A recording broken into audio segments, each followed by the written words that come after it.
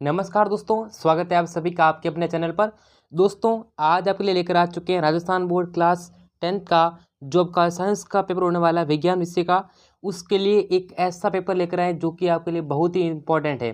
अगर आपको दोस्तों क्लास 10th के विज्ञान के पेपर में दोस्तों 80 में से अच्छे नंबर लाने हैं तो वीडियो को दोस्तों लास्ट तक देखना है। और जिसने भी चैनल को सब्सक्राइब नहीं कर रखा है वह सब्सक्राइब कर लीजिएगा, नोटिफिकेशन बेल को प्रेस कर लीजिएगा, जिससे कि दोस्तों राजस्थान बोर्ड क्लास 10th के सभी विषय के पेपर आपको मिल सकें।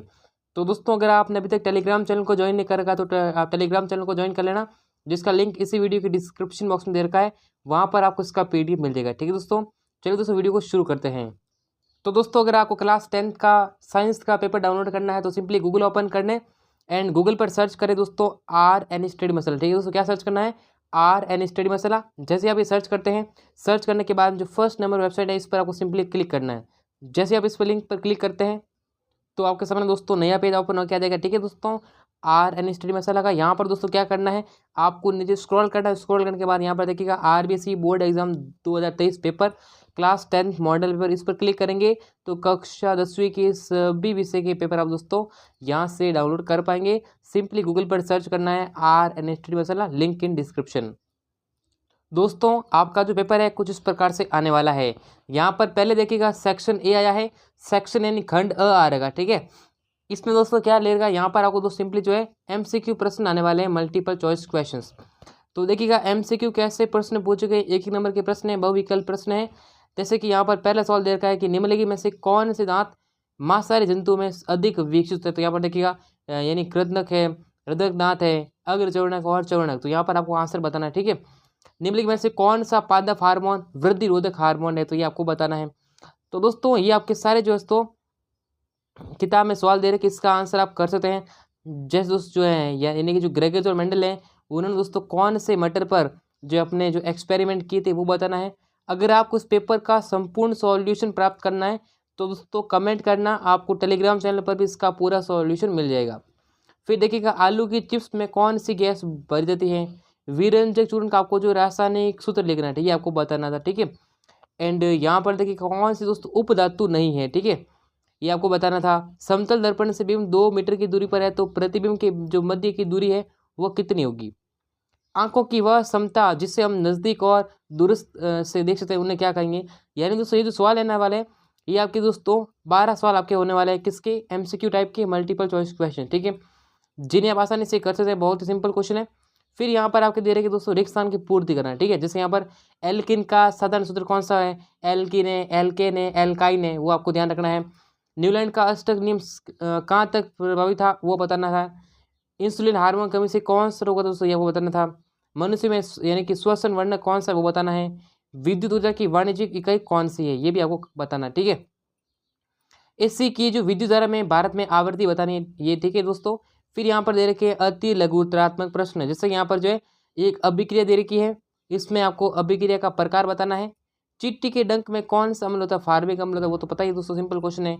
कांस्य मिश्र धातु में धातुओं के नाम लिखने हैं। कार्बन का कौन सा अपरूप विद्युत का चालक होता है, कार्बन का बताना। ठीक है, जैसे आपने बताया दोस्तों जो कार्बन है, जैसे हीरा है, ग्रेफाइट है, तो उसका अपरूप बताना, तो कौन सा अपरूप है जो है सुचालक होता है। आधुनिक आवर्त सारणी में एल्यूमिनियम की स्थिति स्पष्ट करनी है। मानव के शरीर में मिश्रित ग्रंथि कौन सी होती है ये बतानी है। उत्तक संवर्धन क्या है, प्रतिरोधकता का ऐसा ही मात्रा लिखना है। ये ऐसा ही मात्रा ध्यान रखना, इंपॉर्टेंट सवाल। ठीक है, जैसे कार्य ऊर्जा का मात्रा जूल होता है वो ध्यान रखना है।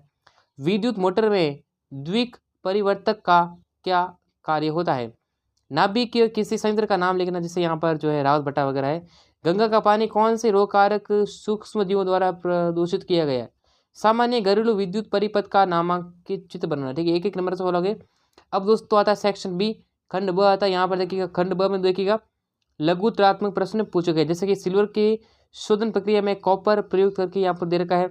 लोहे के भाव के अभिक्रिया का नामांकित चित्र बनाना, 2 नंबर के सवाल होने वाले। ठीक है, इलेक्ट्रॉन की बिंदु संरचना बतानी है। मेंडलीव की आवर्त सारणी का नियम लिखना है। प्रकाश संश्लेषण क्या है और इसकी रासायनिक समीकरण लिखना है।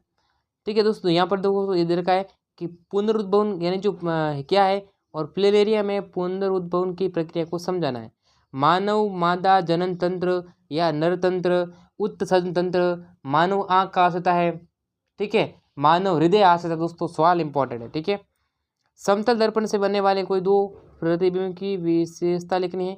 एक खुला अमावस में प्रभावित होने वाले इलेक्ट्रॉन की संख्या ज्ञात करना है। किसी चित्र में चुंबकीय समान है दोस्तों, चित्र द्वारा दर्शाना है। दक्षिण हस्त का दक्षिण हस्त जो अंगुष्ठ का नियम लिखना है। और यहाँ पर तुल्य पर दोस्तों क्या करना है इसको, यानी कि ए और बी की जो तुल्य पर ज्ञात करना है। ठीक है, जैसे यहाँ पर ओम, यहाँ पर 2 ओम दे रखा है, यहाँ 6 ओम दे रखा है। ठीक है, और ज्वारीय ऊर्जा से आप क्या समझते हैं। फिर देखिएगा खंड स आता है, एक्स वाई और जेड की वैल्यू निकालनी है आपको। ठीक है, और मानव उत्संतरण बनाना है, डायलिसिस की प्रक्रिया को समझाना है। समजात और संवर्ती अंग क्या है, प्रभावी और अप्रभावी लक्षणों से क्या अभिप्राय है। जब कोई व्यक्ति निकट वस्तु यानी कि निकट रखी वस्तुओं को सुस्पष्ट नहीं देख पाता तो कौन सा दृष्टि दोष, देखो निकट की नहीं देखता है तो उसे कौन सा दूर दृष्टि दोष हो जाएगा। तो स्वच्छ आकाश का रंग नीला क्यों होता है। आपने प्रकाश का परावर्तन, अपवर्तन, वर्ण विक्षेपण पढ़ा होगा, तो definitely you can answer to all these questions. ठीक है, तो दोस्तों इस प्रकार से यहाँ पर आपके देखिएगा सेक्शन नंबर डी आता है। एंड सेक्शन डी में देखिएगा प्लास्टर ऑफ पेरिस का रासायनिक सूत्र लिखना है और इसका उपयोग बताना है। क्लोर क्षार विधि क्या है, उस रासायन का नाम बदल लिखिए जिनके दोस्तों उपयोग यानी कुरकुरे या पकोड़े बनाने में किया जाता है। फिर अत्व वाला सवाल देखिएगा, प्रबल अम्ल है, दुर्बल अम्ल कौन सा सूझे सुमिलित करना रहेगा। ठीक है, तो देखिएगा आपको ध्यान रखना है प्लास्टर ऑफ पेरिस का फॉर्मूला क्या होता है, सॉरी उसका जो सूत्र है क्या है, केमिकल नेम आपको बन सकता है, केमिकल रिएक्शन से सवाल बनने वाले हैं तो उनको भी आप ध्यान रखना। एक अवतल दर्पण के लिए फोकस किरण का आरेख बनाना है जो उसके ध्रुव और फोकस दूरी के बीच में हो। 30 सेंटीमीटर फोकस दूरी वाला अवतल दर्पण से 40 सेंटीमीटर की दूरी पर है। दर्पण की प्रतिबिंब की स्थिति ज्ञात करनी है। एक अत्व वाला सवाल दे रखा है, इनको भी आप कर सकते हैं दोस्तों। इसका जो लेंस की क्षमता क्या होती है और इसका जो लेंस की क्षमता है ना, उस लेंस की क्षमता होती है ना, उससे डायोप्टर में नापते हैं। डी से उसे जो व्यक्त किया जाता है, इंडिकेट करते हैं।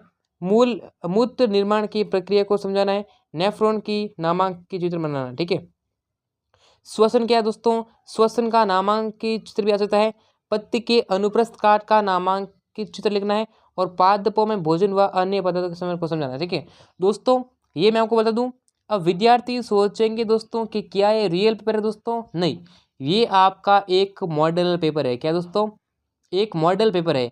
ऐसा आप ना सोचे दोस्तों कि ये पूरा रियल पेपर है और यही पेपर एग्जाम में देखने को मिलेगा, नहीं दोस्तों। ये दोस्तों आपकी सिर्फ प्रैक्टिस के लिए है। ठीक है, आपके एग्जाम के अभ्यास के लिए है कि आप इसकी प्रैक्टिस करें।